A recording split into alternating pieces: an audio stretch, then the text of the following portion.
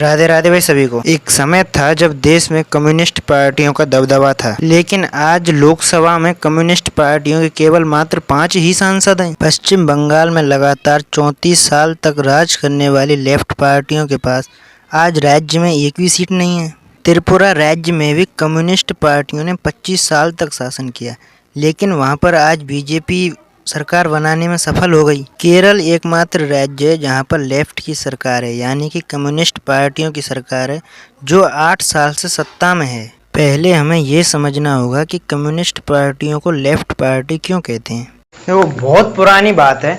70-89 कब 70-89 बोला सर, इस समय क्या हुआ था? इस समय वैश्विक स्तर पर एक क्रांति चल रही थी। कौन सी? फ्रांस की क्रांति, है ना। फ्रांस की क्रांति हुई। उस क्रांति में ये डिसाइड किया गया कि भाई अपने जो फ्रांस देश है इसकी कोई संविधान होना चाहिए, इसका कोई संविधान सभा होनी चाहिए, कोई नेशनल असेंबली थी। नेशनल असेंबली में इस चीज़ के लिए एक मीटिंग बुलाई गई। नेशनल असेंबली में मीटिंग बुलाई गई, बीच में अध्यक्ष बैठा था। मेन डिस्कस होना था वो इस पे होना था कि भाई राजा को शक्तियाँ कितनी दी जाए, राजा की जो वर्तमान में शक्तियाँ उनको कम किया जाए या वर्तमान में है उतनी ही रखी जाए, है ना। इस पे चर्चा होनी थी। तो जो नेशनल असेंबली में कुछ लोग थे जो चाहते थे कि भाई परिवर्तन किया जाए, राजा की शक्तियों को परिवर्तन किया जाए और भी लोगों को मौका दिया जाए। इसलिए ये जो बीच में अध्यक्ष बैठा था नेशनल असेंबली का, कुछ इसके लेफ्ट साइड में बैठ गए और कुछ उसके राइट साइड में बैठ गए। जो राइट साइड में जो लोग बैठे और जो लेफ्ट साइड में जो लोग बैठे, राइट साइड में जो लोग बैठे थे परंपरावादी थे ना, यानी कि ये परिवर्तन नहीं चाहते थे। बोला कि अपन परंपरावादी हैं, परिवर्तन नहीं चाहते, जैसा चल रहा है वैसा चलने दो, राजा को जितनी शक्तियां दे रखी हैं देने दो, कोई बड़ी बात नहीं, है ना। ये परंपरावादी थे। ऊपर से राष्ट्रवादी इनको भी कहा जाता है ना, कि जो राइट साइड में बैठ गए, किसके? अध्यक्ष के राइट साइड में।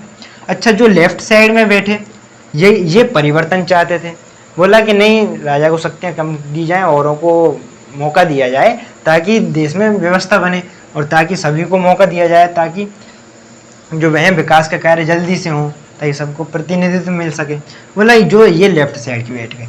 अब यहीं से दो पॉलिटिकल विंग्स निकल के आती हैं, एक हो गई राइट विंग्स और एक हो गई लेफ्ट विंग्स। यानी कि जो परंपरावादी हैं, जो बदलाव कम चाहते हैं, है ना, जो राष्ट्रवादी हैं वो राइट विंग्स कहलाते हैं, है ना। और जो बदलाव चाहते हैं, इमीडिएटली चाहते हैं, राष्ट्रवादी कम होते हैं थोड़े, है ना, क्योंकि ये साम्यवादी विचारधारा से कहीं ना कहीं प्रेरित होते हैं, इसलिए ये कौन से हो गए? लेफ्ट विंग्स वाले हो गए। बात आई आपके समझ में? अब ये चीज़ और ज़्यादा कंफर्म तब हो जाती है जब रूस की क्रांति होती है। कब? रूस की क्रांति, है ना। रूस की बोल्शेविक क्रांति होती है। कब होती है? 1917 में होती है। जब रूस में बोल्शेविक क्रांति हुई तो उस समय वहाँ के नेता थे प्रमुख लेनिन, है ना। उसने साम्यवादी की स्थापना की। ये पहली बार था जब कार्ल मार्क्स के विचारों पर आधारित कोई पहली बार देश पर अधिकार करता है। किससे? तानाशाही के अधिकार किया था, है ना। कोई चुनाव नहीं हुए थे, बाकायदा ये तानाशाही था, तानाशाह था, इसने तानाशाही स्थापित की थी रूस में, है ना। तो ये यहाँ से लेफ्ट विंग्स वाले निकल के आते हैं। अच्छा, इनका मॉडल क्या था? इनका मानना था कि भाई जो ये यूरोप में आजकल औद्योगिक क्रांति चल रही है, औद्योगिक क्रांति चलने के कारण जो समाज है वो दो भागों में बट गया। एक हो गया पूंजीवादी वर्ग और एक हो गया मजदूर वर्ग, है ना। उन मजदूर वर्गों का जो पूंजीपति लोग हैं वो बहुत ज़्यादा शोषण करते हैं। तो उन पूंजीपति वर्गों को समाप्त करने के लिए, नष्ट करने के लिए रूस में क्रांति लाई गई। किसके नेतृत्व में लाई गई? लेनिन के नेतृत्व में लाई गई। इसने कहा कि मजदूरों सब एक हो जाओ, अपन को ये पूंजीपति लोग हैं इनको समाप्त करना है और ये मजदूरों की जो है सत्ता स्थापित करना चाहता है, जो कि ये बहुल में होते हैं। पहले इनकी संख्या ज़्यादा होगी, कहीं पूंजीपति लोग तो कम ही होंगे। जो मजदूर वर्ग है, किसान वर्ग है, वो उनकी संख्या ज़्यादा होगी, है ना। तो ये है लेफ्ट और राइट कॉन्सेप्ट, है ना। जो समाजवादी पार्टियां हैं, जो कम्युनिस्ट पार्टियां, उनको क्या बोलते हैं? हम लेफ्ट पार्टियां बोलते हैं। इसीलिए उनको क्या बोलते हैं? लेफ्ट पार्टी बोलते हैं। हमारे देश में भी लेफ्ट पार्टी है ना। बात आई आपके समझ में? कम्युनिज्म की शुरुआत कार्ल मार्क्स की 2 पुस्तकें, एक तो है दास कैपिटल और एक है द कम्युनिस्ट मैनिफेस्टो। इन दोनों ही पुस्तकों में कार्ल मार्क्स ने साम्यवाद की थ्योरी दी थी। कम्युनिज्म यानी कि साम्यवाद उसका अर्थ होता है क्लासलेस स्टेटलेस सोसाइटी, यानी कि सोसाइटी में, समाज में किसी भी प्रकार का वर्ग नहीं होना चाहिए और किसी भी प्रकार की राज्य जैसी अवधारणा नहीं होनी चाहिए, जहां हर इंसान अपनी क्षमता के हिसाब से काम करे और हर इंसान को उसकी ज़रूरत के हिसाब से संसाधन मिलें। यदि भारत में साम्यवाद की बात करें तो भारतीय कम्युनिस्ट पार्टी की शुरुआत 1920 में उस समय के यूएसएसआर यानी कि सोवियत संघ के ताशकंद में होती है, जिसके founding member M N. Roy, Mohammad Shafiq, Mohammad Ali और भी कम्युनिस्ट नेता थे। 1919 में भारत में खिलाफत आंदोलन चल रहा था। इस खिलाफत आंदोलन का सपोर्ट पाने के लिए मोहम्मद अली, मोहम्मद शफीक तुर्की में खिलाफत शासन लाने के लिए रूस की यात्रा करते हैं। भारत में भी महात्मा गांधी खिलाफत आंदोलन को सपोर्ट करते हैं, जिसकी वजह से बहुत सारे भारतीय युवा इन कम्युनिस्ट पार्टियों से जुड़ जाते हैं। दिसंबर 1925 में एक बार फिर से कम्युनिस्ट पार्टियों के जो नेता हैं उनकी कानपुर में बैठक होती है। उस बैठक में नेताओं ने एकजुट होने का वादा किया और फिर वापस से कम्युनिस्ट पार्टी ऑफ इंडिया की स्थापना करते हैं।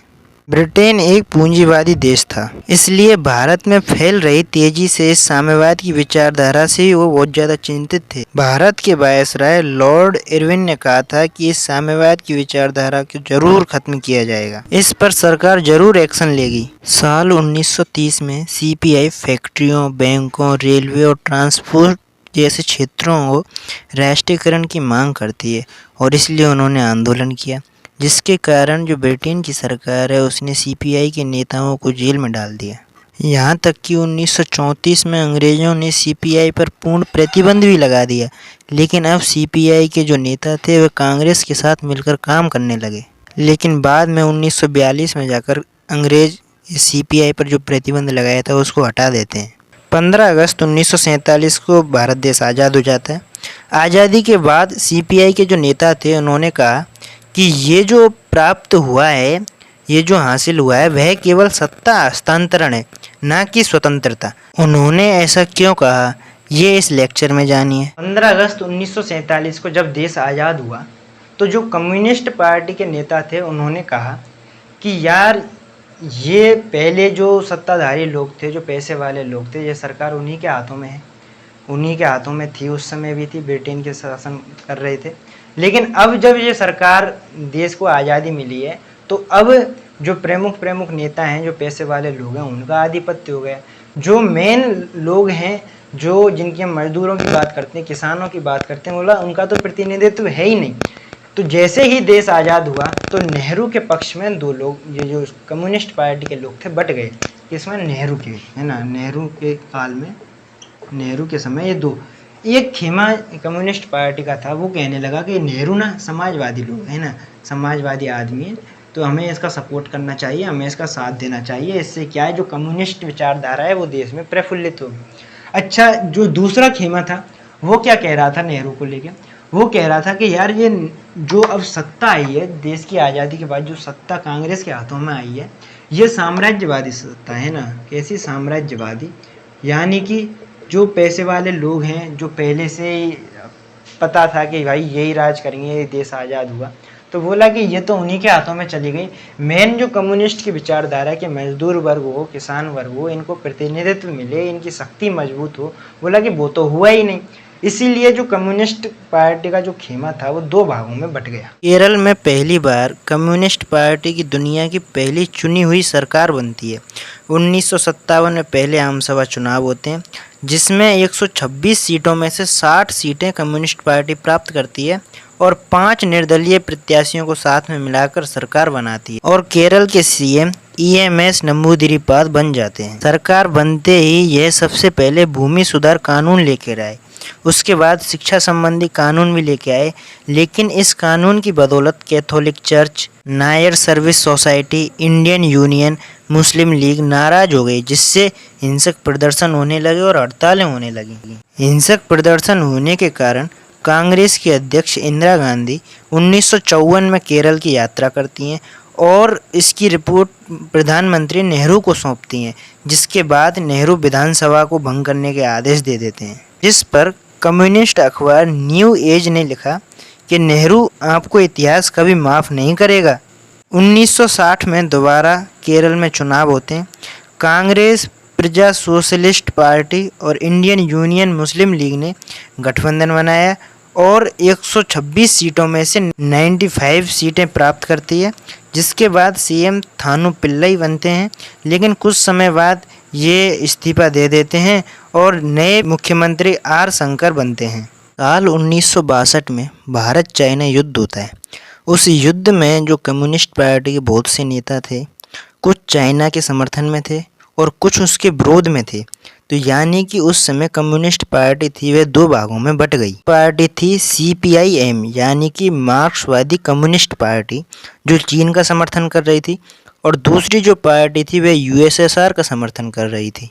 केरल में फिर 1967 में दोबारा चुनाव होते हैं और वापस मार्क्सवादी कम्युनिस्ट पार्टी बहुमत में आती है और दोबारा से EMS नंबूदिरीपाद केरल के दोबारा CM बनते हैं। यदि पश्चिम बंगाल की बात करें तो 1977 में वहाँ पर विधानसभा चुनाव होते हैं। वहाँ लेफ्ट अलायंस 294 सीटों में से 231 सीटें प्राप्त करती है और ज्योति बसु CM बनते हैं। 2001 तक CM रहते हैं। उसके बाद बुद्धदेव भट्टाचार्य को CM बनाया गया। 10 साल तक बुद्धदेव भट्टाचार्य शासन करते हैं। 2011 के विधानसभा चुनावों में तृणमूल कांग्रेस 184 सीटें जीतकर सत्ता में आती है। जो 34 साल पुरानी परंपरा थी, लेफ्ट सरकार पश्चिम बंगाल में सरकार बना रही थी, उसको उखाड़ फेंका। और 2021 के विधानसभा चुनावों में तो लेफ्ट का खाता तक नहीं खुला।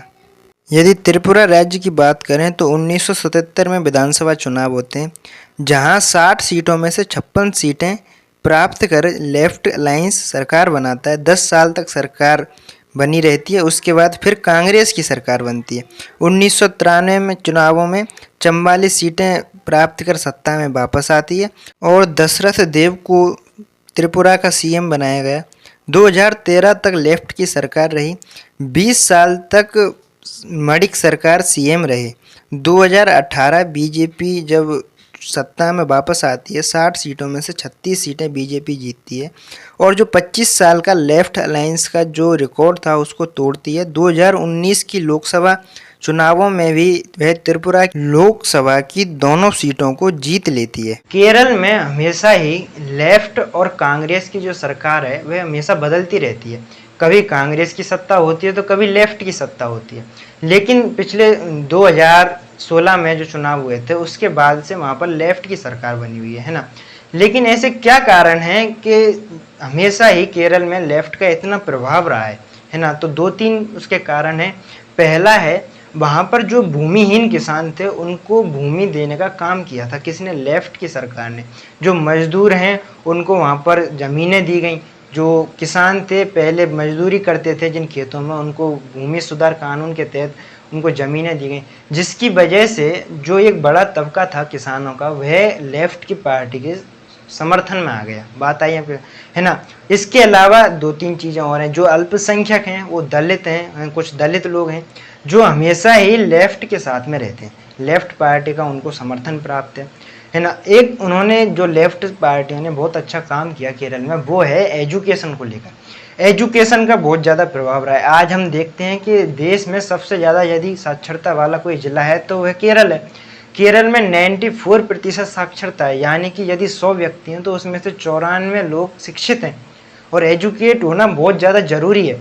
इसीलिए वहाँ पर जब एजुकेशन की बात आती है तो वहाँ पर सरकार ने जो मॉडल है एजुकेशन का, सरकारी विद्यालयों को अच्छा बनाया। जो प्राइवेट टीचर होते हैं उनके भी मापदंड, उनकी भी सैलरी का मापदंड निर्धारित किया गया, भाई तुम ज़्यादा सैलरी नहीं ले सकते। जो किताबें थी, सिलेबस था है ना, उन किताबों को सरकारी छापे खानों में छपवाया गया, जिससे कि उनकी कीमत कम हो गई, जिससे कि जो गरीब से गरीब बच्चा वो भी पढ़ सकता है। तो बहुत सारी चीज़ें शिक्षा को लेकर हुई, जिससे कि जो एजुकेट वर्ग है वो भी लेफ्ट के साथ आ गया। इसके अलावा जो यदि हम केरल में बात करें तो लेफ्ट की पार्टी और कांग्रेस की पार्टी, इन दो के अलावा तीसरा कोई ऐसा राजनीतिक पार्टी नहीं है जो वहाँ पर अपना प्रभाव दिखाई हो। धीरे धीरे बीजेपी वहाँ जड़ें मजबूत कर रही है। आज जब 2024 के रिजल्ट आए थे तो उसमें 1 सीट प्राप्त की है केरल में, है ना। तो इस तरीके से पूरा इतिहास रहा है केरल की राजनीति का। और यदि हम कहें कि कम्युनिस्ट पार्टी का भारत में किस प्रकार से प्रभाव रहा है ना, अभी वर्तमान में इतना प्रभाव नहीं है, लेकिन फिर भी केरल में बहुत ज़्यादा प्रभावशाली प्रभुत्वशाली राजनीतिक पार्टी है लेफ्ट की। बात है ये समझ। आज के लिए इतना ही, धन्यवाद।